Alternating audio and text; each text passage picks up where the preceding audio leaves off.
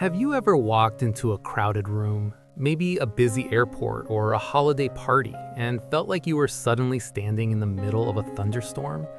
It's not just the noise, it's the flicker of the overhead fluorescent lights, the smell of a dozen different perfumes, the invisible static of 100 different conversations, and the heavy weight of everyone's emotions pressing against your skin.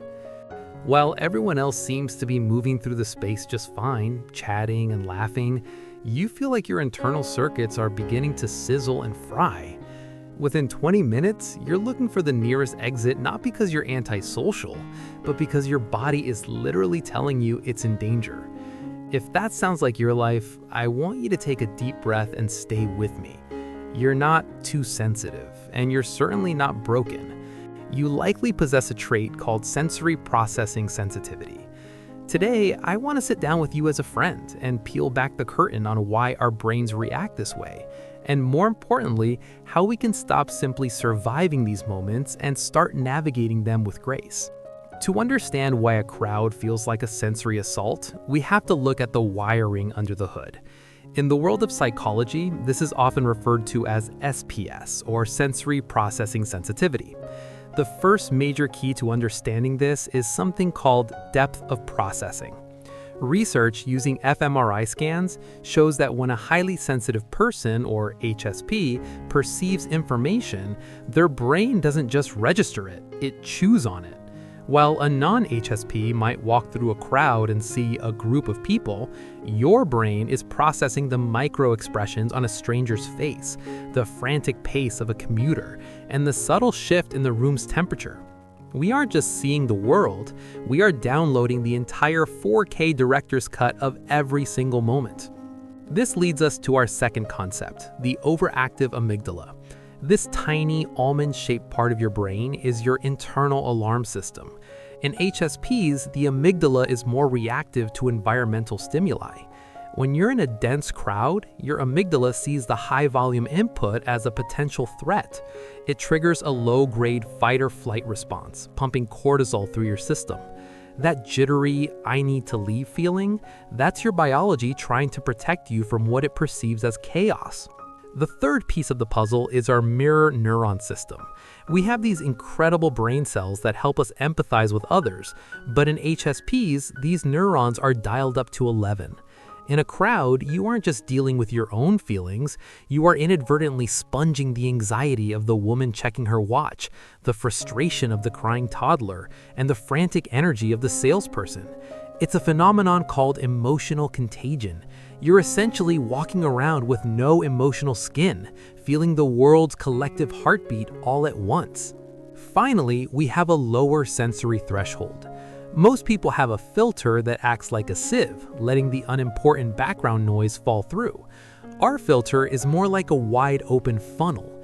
Everything gets in. The hum of the refrigerator, the texture of your itchy sweater, the bass from a distant car, and it all hits the processor at the same time. I know that sounds exhausting, but I want to offer you a different way to look at this. Imagine you are a high-end, professional-grade microphone.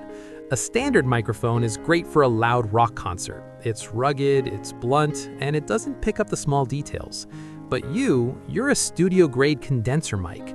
You're designed to pick up the subtle breath of a flute player or the faint echo in a cathedral.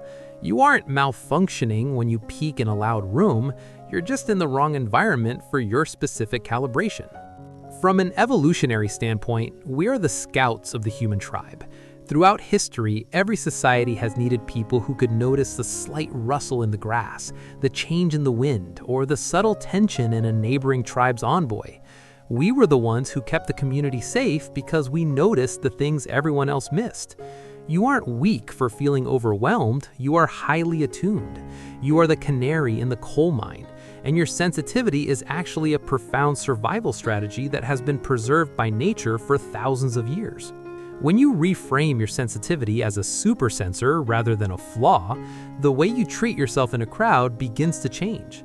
You stop being angry at yourself for needing a break and start respecting the high-performance machine that is your nervous system. So how do we thrive in a world that seems to have the volume turned up to 10? It starts with a few practical, trusted friend strategies. First, I want you to embrace the golden door technique. Never enter a crowded space without knowing where your exit is. Just knowing you have permission to leave, whether it's a bathroom break or heading home early, lowers your amygdala's threat response. You're not trapped, you're visiting. Second, consider sensory dampening. We live in a golden age of technology for HSPs. High-fidelity earplugs that filter out background roar while letting you hear conversation, or even just wearing a pair of sunglasses indoors if the lighting is harsh, can act as artificial skin. You're narrowing that funnel we talked about earlier, giving your brain less data to process. Third, try the bubble visualization.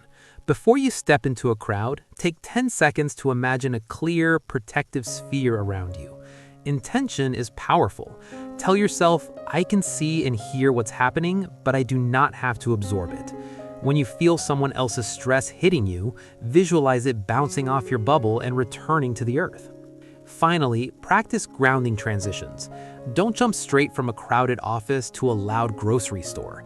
Give yourself 5 minutes of sensory silence in your car or a quiet corner. Use the 5-4-3-2-1 technique. Find 5 things you can see, 4 you can touch, 3 you can hear, 2 you can smell, and 1 you can taste. This pulls your brain out of the processing loop and puts it back into your physical body. Being a highly sensitive person in a loud world can feel like a marathon you didn't sign up for. But please remember, the same nervous system that makes crowds feel overwhelming is the same one that allows you to feel music with incredible depth, to notice the beauty in a sunset that others walk right past, and to connect with people on a level most will never know. You have a gift for nuance. I'd love to hear from you now. What is the one environment that always seems to trigger that overwhelmed feeling for you? And have you found a little trick that helps you get through it? Drop a comment below and share your experience. Our community is such a wonderful place for realizing we're not alone in this. If this conversation felt like a warm hug or gave you a light bulb moment, feel free to save this video for the next time you're heading into a storm, or share it with a friend who might be wondering why they feel the world so deeply. We're going to keep exploring these parts of ourselves together, so I look forward to seeing you in our next deep dive. Until then, take gentle care of your beautiful, sensitive self.